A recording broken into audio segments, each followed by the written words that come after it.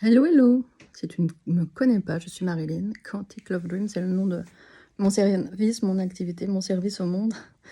En fait, en tant que mentor, coach, un guide pour accompagner chaque être justement sur la fréquence de son âme pour agir depuis cet endroit. Alors, c'est le portail du 11 novembre, et j'ai beaucoup d'affinité avec cette vibration 1111. Et c'est vraiment un portail intéressant pour changer de palier. J'ai pensé que j'allais faire une vidéo en mode un peu méditation, paix, en mode chill. Et en fait, c'est pas du tout l'énergie qu'elle a. Et c'est pas le service qu'elle a du tout. En fait, c'est une autre énergie qui est ici. On est dans une étape de transformation, que ce soit sur le plan personnel et collectif. Et ça demande une forme d'intégrité, d'authenticité totale, d'aller se regarder dans tous les coins de son être, dans tous les coins et les recoins de son être, et de pas se mentir sur ce qu'on fait. C'est regarder vraiment en détail les endroits où on fait des compromis encore entre un ancien monde et le nouveau monde, en fait. Et c'est ça d'ailleurs qui peut créer une zone de mal-être et dans le corps, etc. Si vous, c'est ça que vous traversez, c'est qu'il y a à la fois il y a les petites voix que vous écoutez encore peut-être, qui sont en surface, et il y a la voix profonde qui essaye de se manifester aussi à grands coups, à grands cris, et pour nous faire passer en fait sur vraiment un autre registre, un autre paradigme, une autre façon d'entreprendre sa vie, qu'on soit d'ailleurs entrepreneur ou non. Moi, j'accompagne des personnes qui sont sur un chemin d'évolution, qui ont envie d'aligner en fait tout leur vie sur ce qu'ils sont vraiment, que ce soit sur le point de vue de comment on va créer notre abondance en termes de richesse qui est intérieure, qui est extérieure, qui est sous forme d'argent aussi, mais l'argent n'est pas la finalité, c'est vraiment comment on va le mettre au service de l'être et comment on va créer aussi depuis un autre endroit. Peut-être ça, j'en parlerai dans une autre vidéo. J'en parle déjà dans d'autres podcasts si vous regardez ma chaîne YouTube. Il y a comment je veux être en relation avec l'autre, que ce soit avec mes amis, que ce soit avec les gens, par exemple, j'accompagne si je suis un accompagnant, ou que je fréquente, mon cercle intime, ma tribu, et aussi ma relation de couple, ou la personne avec qui le partenaire que j'ai envie avec qui j'ai envie d'évoluer, en fait. Ça parle de la sexualité, ça parle de tous nos champs à regarder avec une infinie précision, et de voir, il peut y avoir comme ça des flashs de conscience, des choses qui nous sont montrées comme ça de façon peut-être un peu crue, de nos façons d'agir qui ne sont plus en adéquation, qui ne sont pas en adéquation avec le vivant, l'amour, etc. Alors quand je parle d'amour, c'est pas l'amour mièvre, etc., romantique. L'amour, c'est le respect du vivant, finalement. Est-ce que je me respecte? Est-ce qu'il y a de l'amour dans ce que je fais, dans ce que je suis? Est-ce que je respecte la vie qui est autant en moi qu'à l'extérieur? Peut-être c'est ça qu'il y a à regarder maintenant avec précision et avec honnêteté, avec intégrité, parce que cette évolution, elle se fait en entièreté, c'est-à-dire une forme de...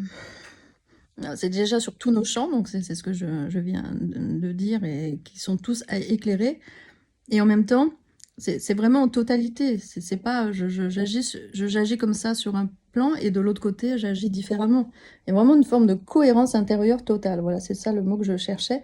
Une congruence, une cohérence, une intégrité à soi et à l'autre qui ne peut pas être autre, quoi. Qui doit partir absolument de l'amour, sinon on va toujours être dans des espèces d'enfermement.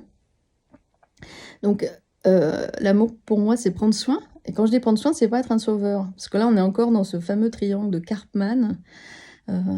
Sauveur, persécuteur et victime. Et c'est justement sortir de ces trois états pour sortir d'un état duel aussi, et de se retrouver dans une unité, une cohérence intérieure. Donc c'est ce pourquoi j'accompagne aussi. Si vous êtes intéressé par un processus individuel, vous pouvez me contacter. Donc, ce qui nous est demandé là, ce serait de cet ordre. Donc, l'état de paix intérieure, il peut pas s'auto-proclamer. C'est-à-dire que si j'ai de la colère, si j'ai des émotions qui sont là, elles doivent être processées, elles doivent sortir. Il y a vraiment l'idée de fluidité, de l'eau qui circule, d'une énergie qui circule. Je sens que c'est ça qui est là et qui a envie de se montrer, et qui n'est pas de retenir, de contenir et de se mettre peut-être se rapetisser à un endroit, c'est ça. C'est le temps de notre royauté, d'être dans la souveraineté de notre être. Et c'est pas quelque chose d'égotique ou de narcissique. C'est justement comment je célèbre le vivant à travers ce que je suis. Et pas derrière des masques, en me rapetissant, en jouant des rôles, etc. Là, ce temps-là, il est vraiment révolu, que ce soit de soi à soi, que ce soit dans les relations. Alors, à la fois, ça demande une détermination, c'est-à-dire un mouvement, un regard, une direction, et en même temps, lâcher prise, j'aime pas tellement ce mot, mais une involution, déjà, c'est enlever des choses plutôt qu'en rajouter. Enlever, en fait, ce qui est en trop pour retrouver sa vraie nature, sa vraie essence, et partir de là, recréer à partir de cette fréquence beaucoup plus épurée. Il y a aussi l'idée du non-effort, c'est-à-dire que c'est pas ok en fait de faire des efforts pour être en relation, pour être aimé, pour recevoir de l'abondance. C'est plus du tout ok ça. Notre état de nature, il est amour, il est abondance. Je suis ça et j'évolue dans un contexte, un environnement qui reflète ça. J'évolue aussi dans un contexte qui me permet d'être dans cette réalisation. Je ne peux pas être dans un contexte où je suis encore en lutte, où je dois essayer de convaincre les autres, etc., de c'est quoi ce qui doit changer, en fait. Je dois l'incarner, tout simplement. Je ne peux pas mettre mon énergie à aller contre quelque chose, à essayer de changer l'extérieur. C'est vraiment ce retournement à l'intérieur de soi. Cette énergie, elle est pour moi, pour faire ces transformations. C'est très, je pense vraiment à l'énergie de Shiva, là aussi du feu, vraiment d'aller brûler ce qui encombre et de rallumer son vrai feu sacré, sa vraie flamme de vie. Alors ce qui est un peu délicat là, c'est que c'est comme si on va faire le deuil de ce qu'on a été, de nos vieux schémas qui ne sont plus là, et la transition, elle peut être un peu délicate dans le sens où je sais pas encore vraiment qui je suis vraiment, qui est cet autre moi aujourd'hui, aligné sur le soi. Je peux ne pas avoir une information précise, et comment je peux rester confortable dans cet espace de transition. Hein, c'est vraiment là où ça demande du soin, de l'attention, du soutien et de s'accompagner. S'accompagner seul, je pense que c'est pas forcément une bonne idée en ce moment. Il y a vraiment une évidence de se mettre en reliance et d'œuvrer ensemble avec les personnes qui sont dans cette dynamique-là, dans cette même dynamique. Parce que franchement, c'est tellement exigeant. C'est pas, alors je parle beaucoup de magie, il y a vraiment cette magie qui s'opère une fois qu'on est dans cet alignement. Mais il y a aussi des traversées qui sont, on va pas dire que c'est facile, hein. Il y a une intensité, il y a une exigence et avant d'être dans une parfaite fluidité, il y a, pour arriver à la fluidité, il y a des traversées à faire qui sont intenses. Ce que je peux constater aussi, c'est comme là où on est dans l'année, donc plutôt en fin d'année évidemment, on s'approche de la fin de cette année 2022, et souvent en fin d'année, il y a comme tout ce qui pousse derrière, qui demande à être alchimisé pour arriver dans une transition, dans un état différent pour une renaissance en nouvelle année. Et donc on peut sentir comme c'est exigeant aussi, il y a toutes ces choses qui se montrent à nous qu'on n'avait peut-être pas vues jusque-là, ou alors on n'était pas encore en capacité de les regarder. Si vous êtes dans des traversées qui sont un peu exigeantes, dites-vous, c'est que vous êtes aussi en mesure de le traverser, même si parfois vous pouvez avoir des doutes. Ça veut dire qu'avant, vous n'étiez pas prêt à ça et maintenant vous êtes prêt. C'est quand même une bonne nouvelle. Donc c'est actuellement, ce qui est important, c'est de s'interroger sur c'est quoi ma contribution au monde, qu'est-ce que je veux laisser à ce monde, comment je veux changer ce monde, en commençant par moi. Ça là n'est pas de moi. Et qu'est-ce qui va vous aider actuellement? Moi, j'encourage vraiment à être accompagnée.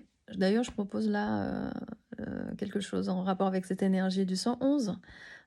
pour les séances et pour les coachings. Les coachings, du coup, je fais ce cadeau aussi de les prolonger pour les personnes qui s'engagent sur un coaching d'1 mois. À partir de maintenant, je vais les prolonger jusqu'à Noël. C'est le bonus de Noël. Ok. Ça me fait plaisir de faire des cadeaux. J'aime. Et j'aime aussi faciliter que les gens aillent au bout de leur process, en fait. Qu'est-ce qui va aider là? C'est être vraiment à l'écoute. J'ai parlé des éléments, je sais pas si vous avez entendu depuis le début, je parlais de l'eau, je parlais du feu. L'air, c'est vraiment important d'être avec son souffle, revenir à sa présence, donc sa respiration.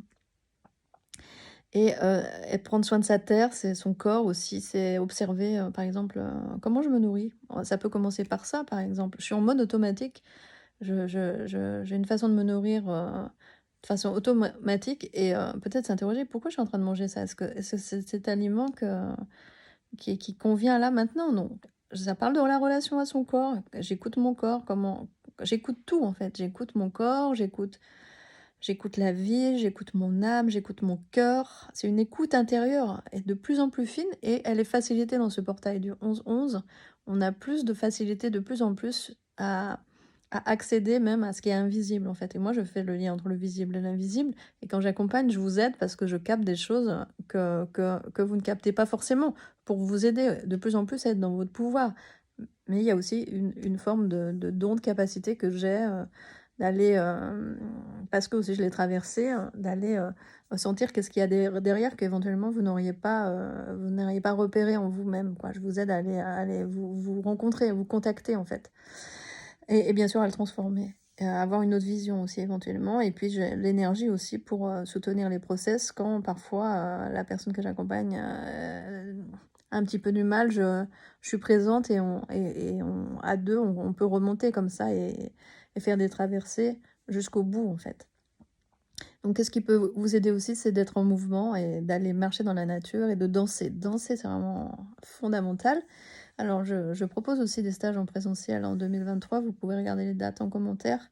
Et ça passe beaucoup par le corps et notamment beaucoup on va dire, de danse médecine qui sont présentes et qui aident à transmuter ce qui est à l'intérieur de nous. Voilà, je pense que c'est ok ce que j'avais à te dire aujourd'hui, à déposer aujourd'hui, à dire un peu aussi qui je suis, où j'en suis actuellement, à processer en fait, sûrement comme chacun d'entre vous, pour un nouveau cycle de vie qui est encore pas